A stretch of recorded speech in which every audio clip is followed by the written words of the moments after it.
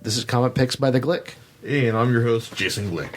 Hey, what's going on? Hey, this week, it's like, I was thinking, I want to talk about something I've been reading from Marvel, because God knows that Marvel needs to find ways to appeal to people who don't read superheroes. Mm-hmm. And recently, they found a way to do that. In fact, they found a pretty good way to do that. It's basically by appealing to fans of Stephen King. Specifically, fans of Stephen King's Dark Tower series. And I know that Marvel editor-in-chief Joe Quesada has wanted to work with Stephen King for the longest time, and eventually he wound up coming to agreement with King to do some prequels based on his Dark Tower series.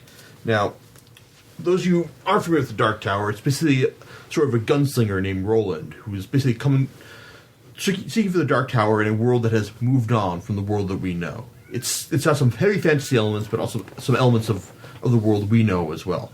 It's great stuff, and as someone who reads lots and lots of Stephen King, I really enjoy the series, and even if you don't like Stephen King, if you have a good taste for high fantasy, I'd still recommend it to you. Good stuff.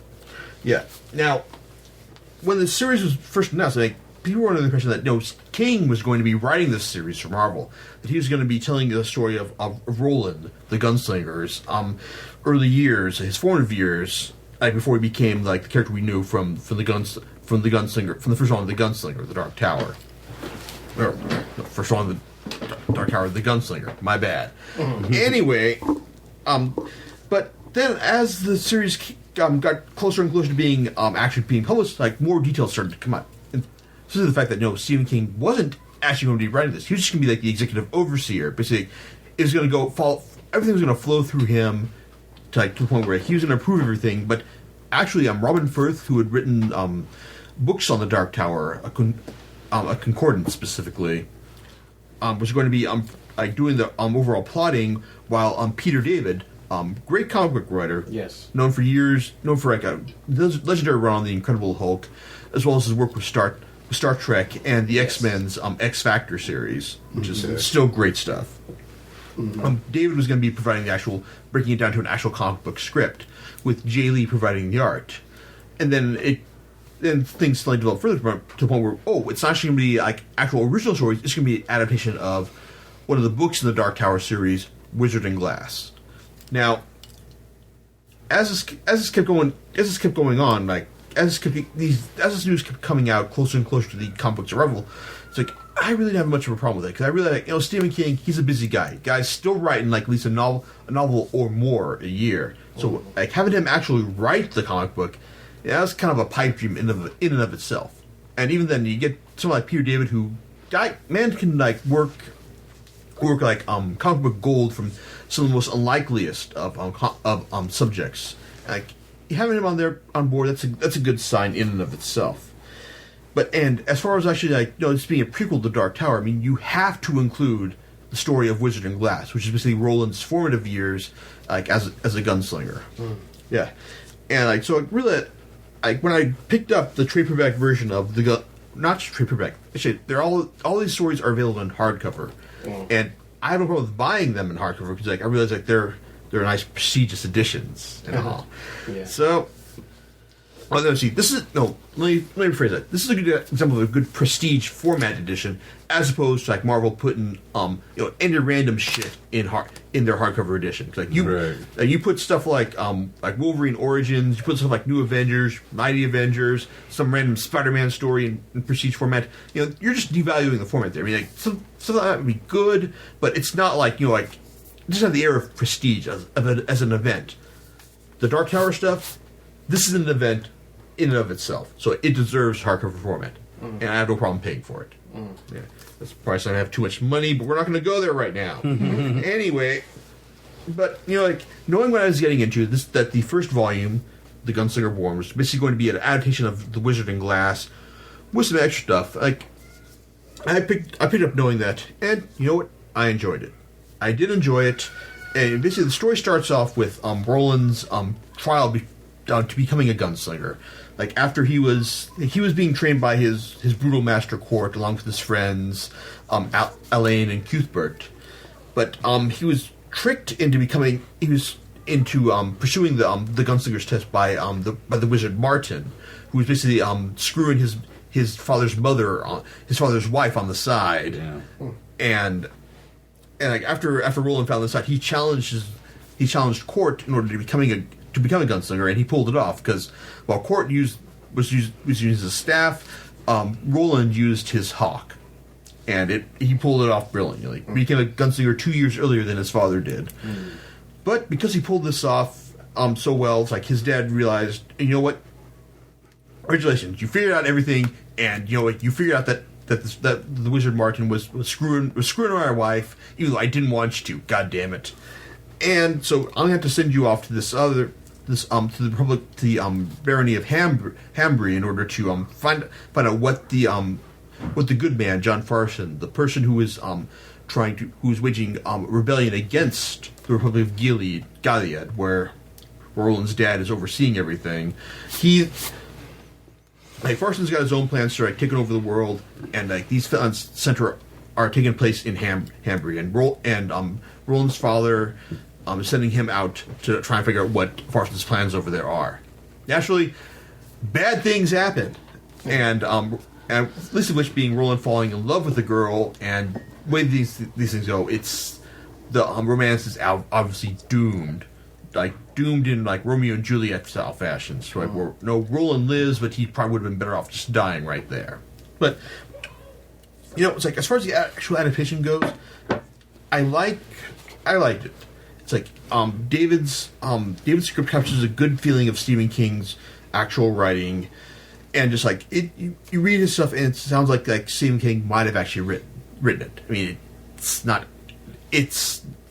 I mean, if you read Stephen King stuff, you know that he actually didn't, but it's still close enough. And really, the art by Jay Lee, who's done great work with other titles like the Inhumans and Sentry, he captures the look of the world very well. I mean, if you've imagined how this world that has moved on has looked.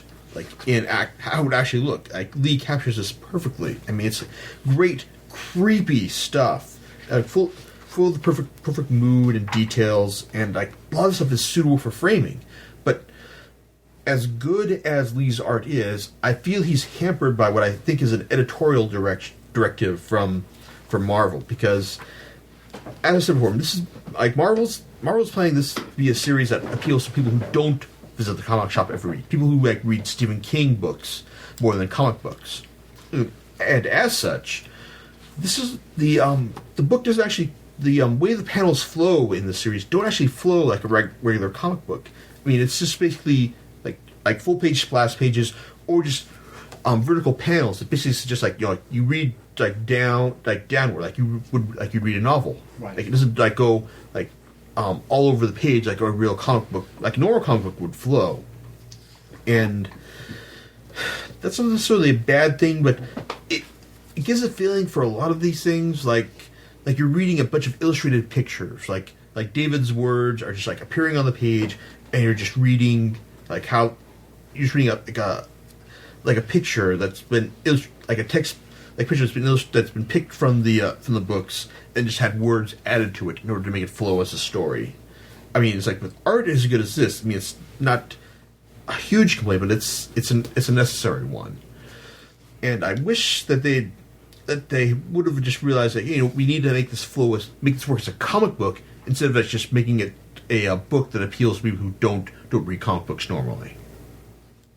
But still, as it is, if you have read the Wizarding Glass and are familiar with Roland's challenge to Court as a gunslinger, it's still pretty entertaining. I mean, it's still interesting to see these events rendered on the page and seeing how they play out, even if you know how it's going to be how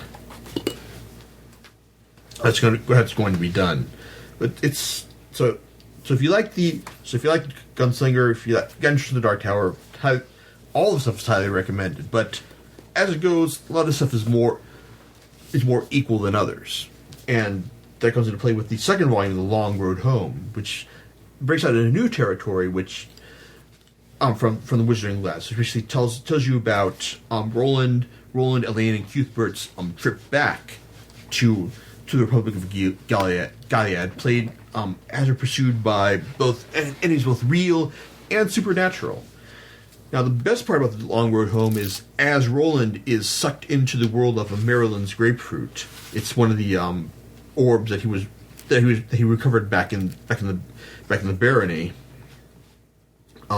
He is put face to face with the Crimson King, the main villain of the Dark Tower series, whose goal is just, he wants to return the universe to chaos, and ideally he'd like Roland's help in order to do that. But Roland, he's out. He wants to save the world, but he's not really in a position to do that, being like an impulsive teenager and someone who's stupid enough to actually keep Maryland's grapefruit to himself and let his friends Elliot and Cuthbert just drag his unconscious ass in the real world back to Gilead. I mean, it's a good story because it breaks off more from what we know of the Dark Tower series and breaks off from more original storytelling territory, even if we're still in the time frame of Wizard and Glass. Now, and the art is still fantastic. Like these art is still as detailed and creepy as you'd expect from the story. But and even then, my complaints still hold true as that. I kind of wish that they'd broken it up more, flow more as an actual comic book as opposed to a bunch of illustrated pictures. Now, are these the only 3 volumes? Yeah, of the story. Yeah, these are the 3 volumes so far they've done.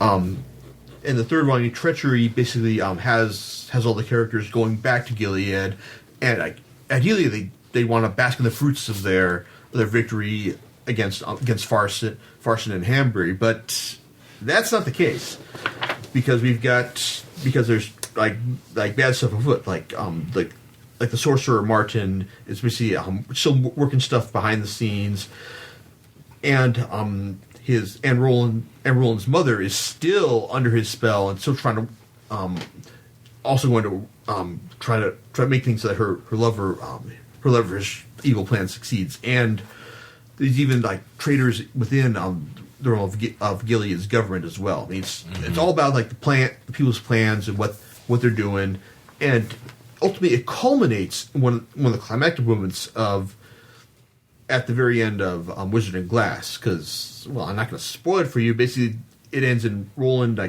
killing someone who really deserves to be killed, but he probably wouldn't have killed if he had known that he was killing this person. Right. Yeah, it's confusing, but it's still good stuff. I mean, even if Lee's art starts to seem slightly rough in parts, I mean, even though there's been breaks of several months in between each volume, the man's still putting out really high caliber work on a monthly basis. Mm-hmm.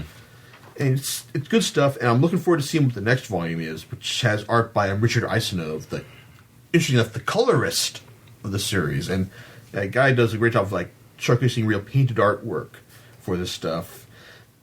And I'm looking forward to seeing what he does. He does with it, though. I hear that Lee is going to be back for the final volume, the 5th arc in the series.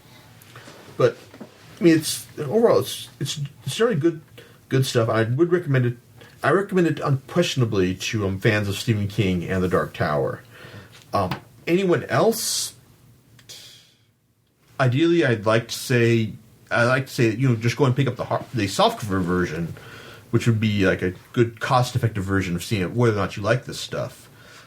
But as all these versions exist in hardcover, I don't know. It's check out Amazon, see what discounts you can get from there, or see if you can get at various conventions or there or not. But overall, it's a very well done adaptation of Stephen King's work. I mean, I think it could have been better.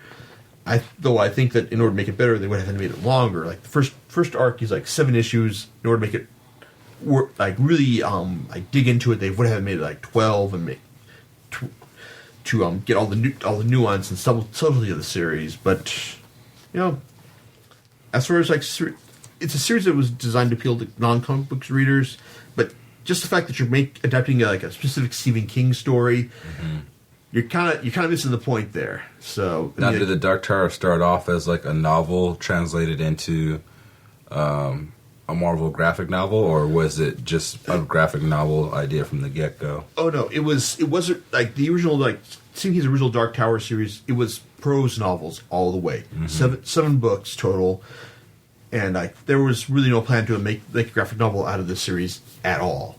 So this is just like I said, this is basically the fruit of Joe Quesada wanting to work with Stephen King at whatever cost. I mean, it's really interesting because Stephen King also does an afterword to the first volume, talking about all his other ideas, his other comic books related ideas, and I'd like to see some of this stuff. Stephen King himself. Yeah, he's talking about this. Let's see. Here's what he says.